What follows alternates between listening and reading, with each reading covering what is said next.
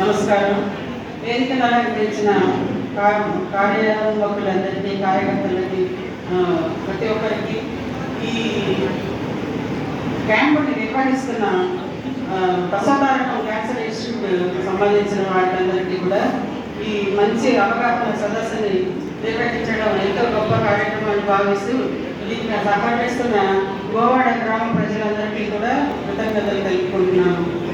ఈ రోజుల్లో షుగర్, బీపీలతో పాటుగా క్యాన్సర్ కూడా అన్ని రకాలైన క్యాన్సర్లు చాలా ఎక్కువగా ప్రబలుతున్నాయి. యూరియాలు, సల్ఫేట్ వాడటం వల్ల అయితేనేవి, దేనివల్లనైనా కానీ జనాలు ఎక్కువగా క్యాన్సర్ చూస్తున్నాం.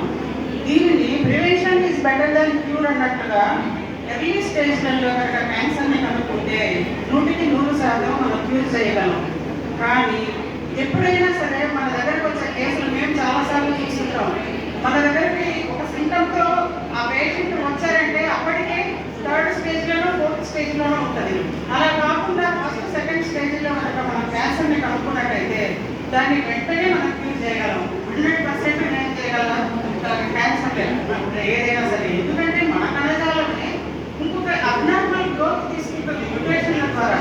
కాబట్టి ఆ విధంగా అబ్నార్మల్ గ్రోత్ రాకుండా ఎర్లీ స్టేజ్లోనే మనం కనిపెట్టినట్టయితే, అంటే లింఫాటిక్ స్ప్రెడ్ అవన్నీ లేకుండా ఉన్న స్టేజ్లో, లివర్కి, బ్రెయిన్కి, స్మైన్కి అట్లా స్ప్రెడ్ అవ్వకుండా ఉన్న స్టేజ్లో, అంటే 1, 2 స్టేజ్లో కనుక ఎటువంటి క్యాన్సర్ అయినా మనం కనుక్కున్నట్టయితే దాన్ని 100% మనం క్యూర్ చేయగలం. ఆ వ్యక్తి మామూలు వ్యక్తిలాగా జీవితాన్ని జీవించగలడు. అదే కాకుండా ఒకవేళ ఎర్లీ స్టేజ్లో కాకుండా మనం ఇప్పుడు సర్వైకల్ క్యాన్సర్లు వస్తాయి, గర్భసంచి క్యాన్సర్లు వస్తాయి. అవి మనం చూసుకుంటే వాళ్ళు బ్రీడింగ్ ప్రాబ్లంతో వచ్చినప్పుడు నేను చూసేసరికి 3rd స్టేజ్, 4th స్టేజ్లో ఉంటాయి. అలాంటప్పుడు మనం 100% బతికించాల్సిన పేషెంట్లు 10 ఏళ్ళు, 15 ఏళ్ళలో బతుకుతారు. కాబట్టి అప్పుడు అనిపిస్తుంది, మనకు ఎంతో బాధ అనిపిస్తుంది, అయ్యో వీటికి ఎర్లీగా వస్తే బాగున్నాయి, కానీ వాళ్ళకి సిమ్టమ్స్ స్టార్ట్ అవుతాయి అన్నమాట.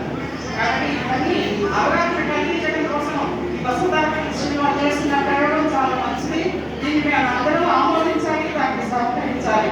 ఈ కార్యక్రమాన్ని అరేంజ్ చేసిన పెద్దలందరికీ కృతజ్ఞతలు తెలుపుకుంటూ ఈ కార్యక్రమాన్ని